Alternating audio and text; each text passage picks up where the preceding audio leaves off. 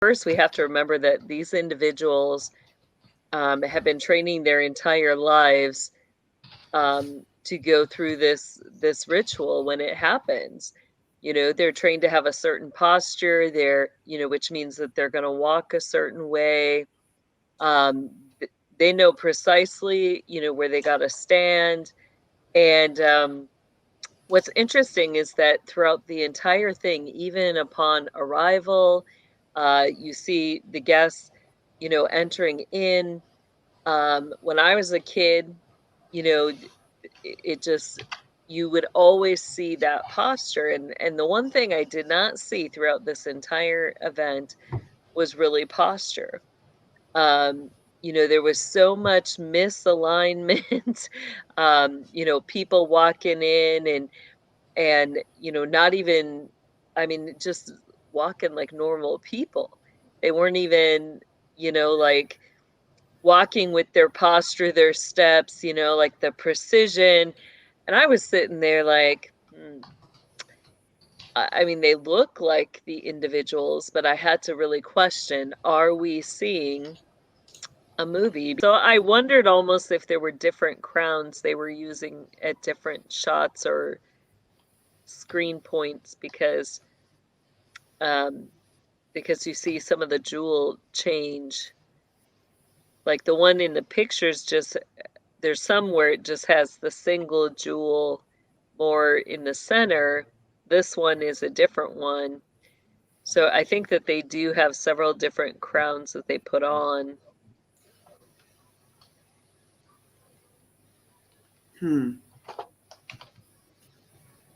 Yeah, look at that long list of sigils he's got hanging down that. Yeah, I was Yeah, also and his wondering belt about there. that. Yeah, so look, you see, you know, the Order of Constantine. Those are all Masonic orders that he's representing. Uh, you know, And the pink rose on the pink rose, obviously yeah, on its. yeah. They try to get away saying it's just crowns, but you know, I think that they're displaying their orders. There we do see Kate's earring is a pearl. But you see like the blue and the red for orders of Thistle, Order of Malta, Order of Bath, is all the symbology there.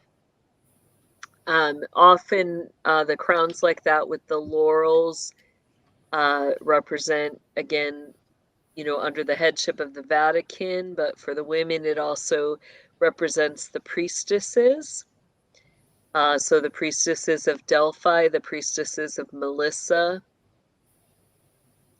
So it'd be interesting to see, you know, what are they raising poor little Charlotte up as? So what's your take on all of this? I mean, if you're saying, I mean, there's, you know, just we're talking about the posture, so much missing. Really, it's obvious that's not King Charles, and this whole Camilla consort is a joke to me. That crown doesn't even fit her.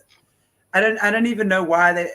Anyway, that's I'm trying to understand who is then putting this fiasco together. Right? If what you're saying, yeah, carry on. Yeah, I mean, you just got to ask who is putting the fiasco together. And, you know, you don't even see, even just, the, you know, and I guess they have to keep a lot of seriousness, but, you know, everything about it is just like they were just going through a motion. But there was something more to it, because it wasn't even really about the coronation. You know, it just, there was something about it that was so off, you know. I mean, if I look back, like when I was a kid, if Satan was giving a grade on what just happened there, you would have given them all a big fat F. I mean, all a big fat F. And I bet just for humor, Off with it. Louis would have got the highest grade in that, because just his character, his mischievousness, he was kind of being a little naughty, breaking posture, you know. Yawning. Right. I mean, Satan likes that sometimes, you know, he likes those who are going to mess things up. You know, he finds humor in that.